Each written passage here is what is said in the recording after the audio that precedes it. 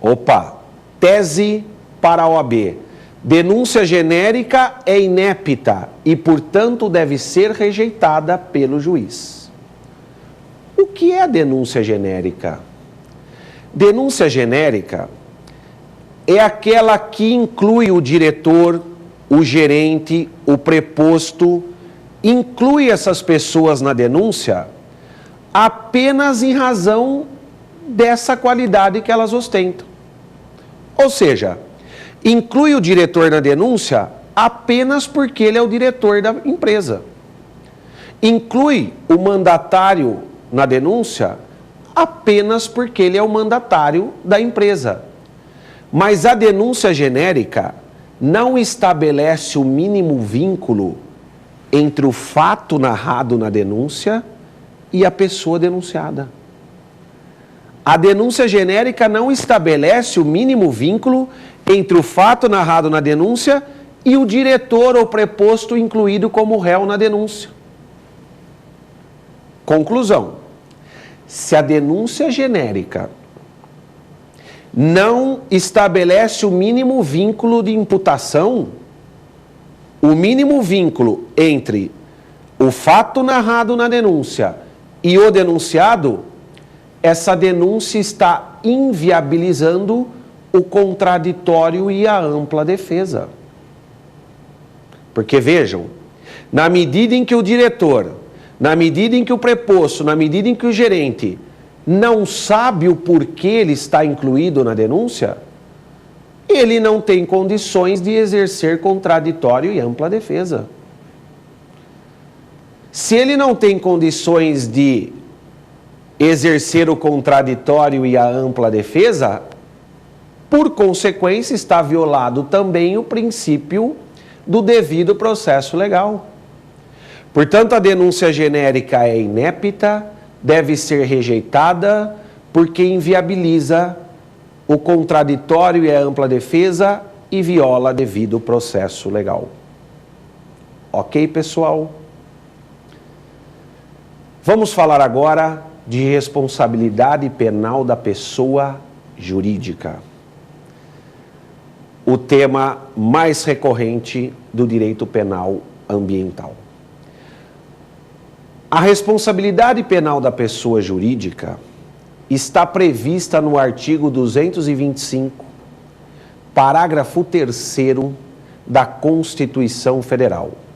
O artigo 225, parágrafo 3º da Constituição Federal, dispõe mais ou menos assim: as condutas e atividades lesivas ao meio ambiente sujeitarão os infratores, vírgula, pessoas físicas e jurídicas, vírgula, as sanções penais e administrativas, independentemente da obrigação de reparar o dano. Pois bem, a responsabilidade penal da pessoa jurídica foi prevista pela primeira vez no Brasil na nossa atual Constituição, artigo 225, parágrafo 3º. E está regulamentada em norma infraconstitucional, que é a Lei dos Crimes Ambientais, no artigo 3º. O artigo 3º da Lei dos Crimes Ambientais dispõe assim: a pessoa jurídica sofrerá responsabilidade penal quando a decisão de ter cometido o crime foi praticada por representante legal ou contratual ou por órgão colegiado da empresa no interesse ou benefício da entidade. Pois bem, vistas essas normas, nós podemos começar a tratar da responsabilidade penal da pessoa jurídica. Primeira questão: apesar da previsão constitucional, apesar da previsão infraconstitucional, nós temos 3 teorias sobre a responsabilidade penal da pessoa jurídica. Ou melhor, 3 correntes sobre a responsabilidade penal da pessoa jurídica. Uma primeira corrente é radical. Uma primeira corrente diz o seguinte: a Constituição de 88 não criou responsabilidade penal da pessoa jurídica. A Constituição de 88 não criou responsabilidade penal da pessoa jurídica, não prevê responsabilidade penal da pessoa jurídica por dois motivos. Primeiro motivo, a correta interpretação do artigo 225, parágrafo 3º da Constituição, leva à conclusão de que não está prevista a responsabilidade penal da pessoa jurídica. Por quê, professor? Porque o parágrafo 3º diz assim: as condutas e atividades sujeitarão os infratores, pessoas físicas e jurídicas, a sanções penais e administrativas. Vejam, o parágrafo 3º usa os termos conduta, pessoa física, responsabilidade penal. Atividade, pessoa jurídica, responsabilidade administrativa. Então, para os adeptos da primeira corrente, o que esse dispositivo fez foi dizer o óbvio, que condutas são praticadas por pessoas físicas que sofrem responsabilidade penal. E atividades são exercidas por pessoas jurídicas que sofrem responsabilidade administrativa. E ambas têm obrigação civil de reparar o dano. Então, com esse primeiro argumento, a primeira corrente diz que não há responsabilidade penal da pessoa jurídica. Ok? Não há responsabilidade penal da pessoa jurídica na nossa Constituição.